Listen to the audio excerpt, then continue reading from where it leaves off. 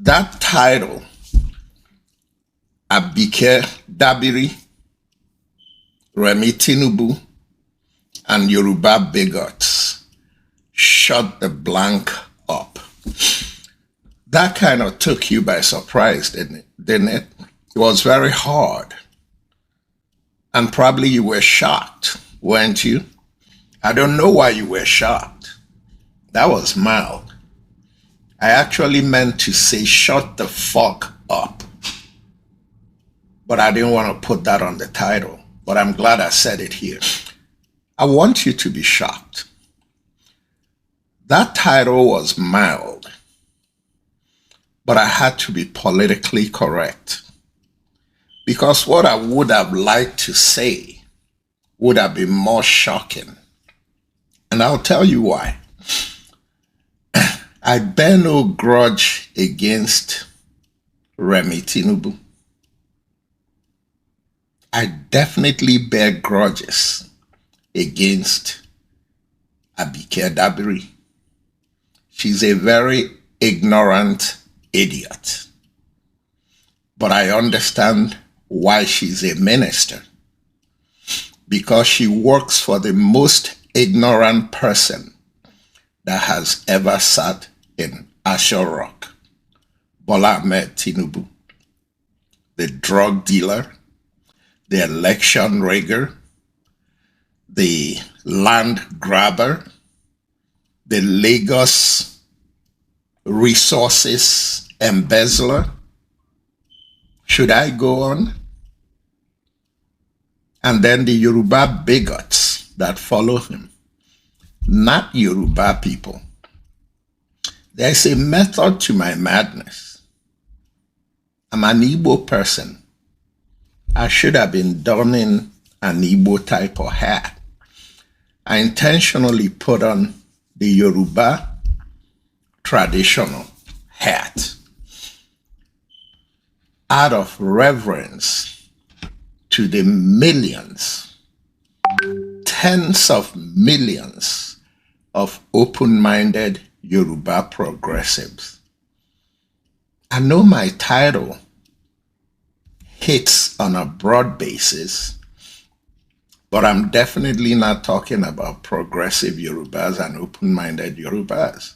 But I must also be concerned, I must also show you my concern that sometimes I start to wonder if the number of open-minded Yorubas and progressives is dwindling. And why did I include Remi Tinubu in that title? The Yorubas who ridicule Igbos have not shown any respect whatsoever for any Igbo person at any level in Nigeria. My YouTube channel is very minimal in traffic compared to channels that get huge traffic. But if those big traffic channels are not going to talk about it, I'll talk about it. If Yorubas will ridicule the essence of being an Igbo person in Nigeria, ridicule our traditions, over the last 50 plus years, lie and distort everything about Igbos, and no significant Yoruba person, top to bottom, can go on Arise TV or channels. And I don't mean the champions like Dele Farotimi and Yemi Adamolekun and Rufai and shit. Not those people. I mean Yoruba traditional rulers who know better, or I hope they know better.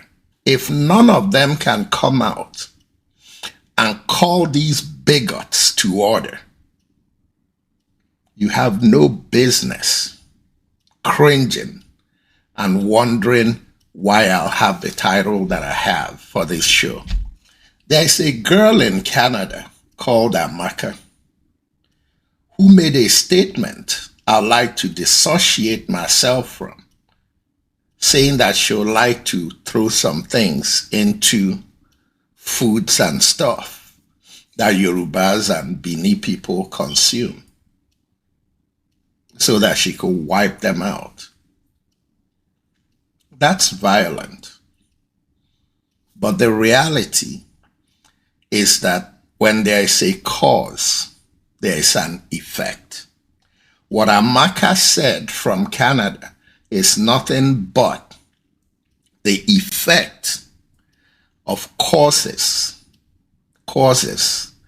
that Tinubu and his bigots, including Remi Tinubu, have been brewing since 2019. As a matter of fact, since 2014, starting with the misguided Oba of Lagos. That Oba said he'll throw Igbos into the lagoon if they don't vote for APC. Nobody threatened to take his seat of Obaship away from him. As a matter of fact, Yoruba bigots applauded him. When Remi Tinubu came out and said that Igbos will be ostracized, in many words, in Lagos if they don't XYZ. Nobody stopped her from being a senator of the Nigerian Republic. Nobody took away her title and benefits as former First Lady of Lagos. What you did is reward her with First Lady of Nigeria. When an Edo person, I'll play all these videos, when an Edo person came out and made derogatory statements about Igbos, and in that statement he said that Edos should watch out for Igbos wherever they find Igbo children and unlive them. What does unliving people mean in Edo lingo? Kill them? Did Abike Dabiri put out an SOS to get that person arrested? When your vice president was caught on audio planning with a Yoruba person about what they are going to do to Igbos in Lagos, what did Nigeria do? Reward him as vice president of Nigeria. But when an insignificant Igbo person in Canada gets angry at the rhetoric and says something out of anger, something she has no power to do, it becomes important for the Nigerian Senate and Nigerian House, in which sits Igbo senators and Igbo House of Rep members, and so-called senators and House of Rep members that are sympathetic to the Igbo cause. They all sat there and rushed a bill through to empower the useless Abike Dabiri to petition the government of Canada to extradite Amaka to Nigeria so she could become their next nnamdikanu. And Igbo leaders of significance are sitting there with their mouths closed. The only reason this nonsense goes on against Igbos in Nigeria is not because of what these riffraff Yoruba bigots are saying, or what the riffraff Fulani jihadists and Igbo haters are saying. The reason it goes on is because the so-called useless Igbo leaders from governors to church leaders to traditional leaders to wealthy business leaders of Igbo land. None of them have the balls to come out and say a damn thing while their people are being ridiculed, their businesses are being burned in Lagos, they are being threatened to be genocided.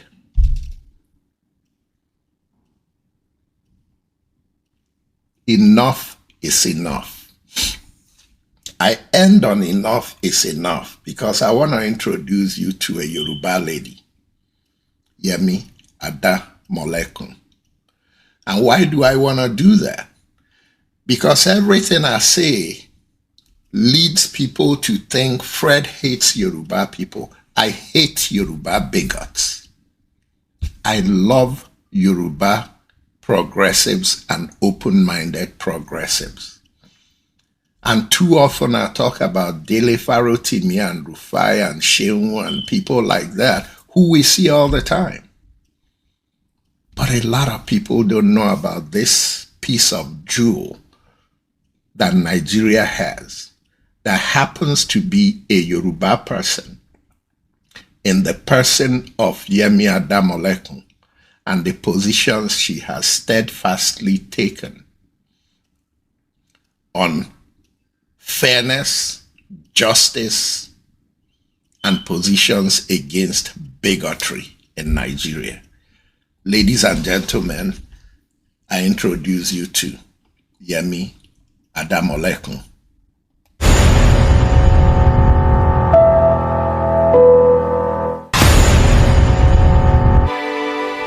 I get the strength to do this work because I very much believe in the concept of purpose. My name is Yemi Adamolekun, and I campaign for good governance and public accountability in Nigeria through active citizenship. Enough is Enough was started in March 2010 from a protest.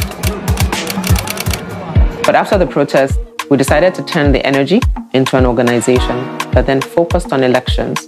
To solve the problem of Nigeria, we must organize. And if you don't take an active role or participate, you are on the losing end of the stick. So the focus was on young people.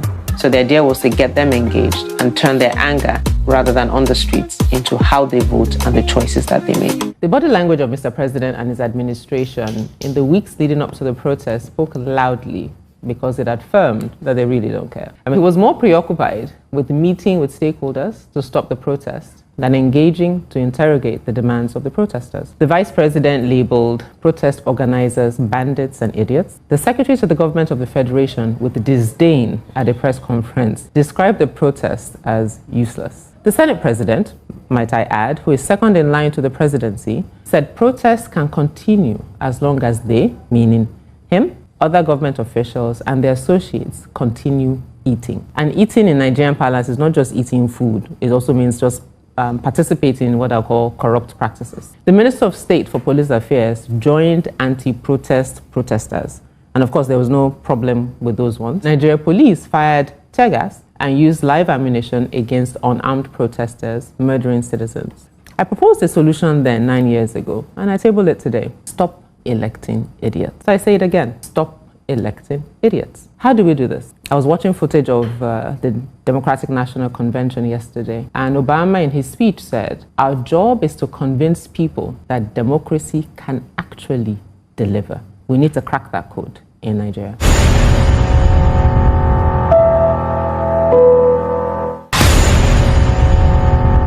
Now, bear with me. To fully understand Yemi Adamolekun's position on Nigeria and injustice, I have to take you back to her position a day or two before the election in Lagos, where Bola Ahmed Tinubu and Sanwo-Olu and Yoruba traditional rulers in Lagos ordered mayhem against Igbos or anybody they perceived to look like an Igbo person trying to vote against APC. Just listen.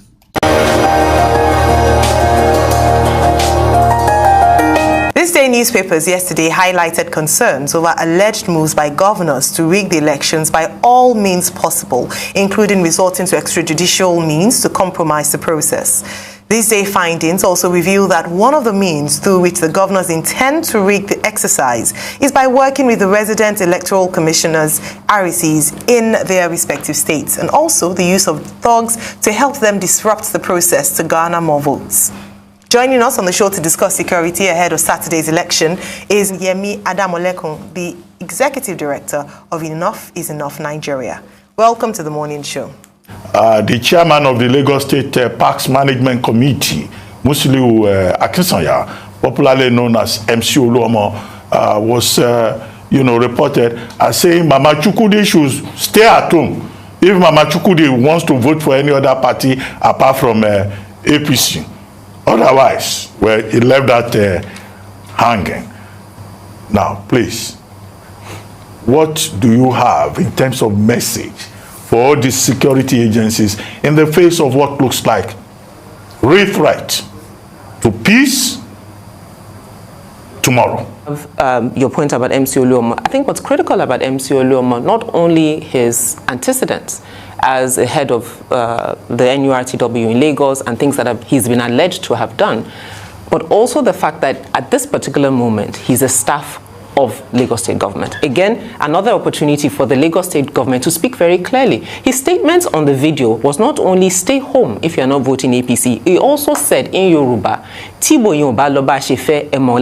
basically, if the vote is not going our way, you know what to do. So I think this morning, my message quite clearly, in addition to security agencies, is to the Lagos State government, or more directly actually, to the governor of Lagos State. You are not governor of APC members, you are not governor of Yorubas, you are governor of Lagos State. And it is critical as we go to elections tomorrow. Amen. And thank you to Yorubas like Yemi Adabolekun. She told you what her message was to the governor of Lagos State, who is a useless bigot. Here is my message to law enforcement in Nigeria, the idiots who wait for you at the airport to arrest you when you come home based on, there's nothing I say that I can't stand by. My message is to Igbos of Nigeria. It's time to stand up to Yoruba bigots. When the first lady of your country is a bigot and is on tape to say things to her, to give dog whistles, blow dog whistles to her bigots about what to do to Igbos, and nothing happened to her. And the Oba of Lagos in 2014 said Igbos will be thrown in the lagoon if they don't vote a certain way, and nothing happened to him. And MC Oluomo says what will happen to Igbos if they don't vote for APC, and nothing happened to him. And there are emails and text messages that implicate people close to the governor of Lagos about being copied on the messages from the Yoruba Ronu group that was threatening what they are going to do to. And those in Imo State, those in Anambra, those in Enugu State, some of them are planning, thinking that they are going to capture Simon Ekpa, extraordinary rendition Simon Ekpa to Nigeria. I will be their end. The way you are targeting Simon Ekpa is the way Simon Ekpa is targeting you. From tonight, there is no step you take I am not aware of. I am waiting for you to make a move. But know this fact. I am more closer to you than you can ever be to me. Those looking for Simon Ekpa to kidnap, my word to you this evening is that I am more closer to you than you will ever be to me. You will understand that a matter of days.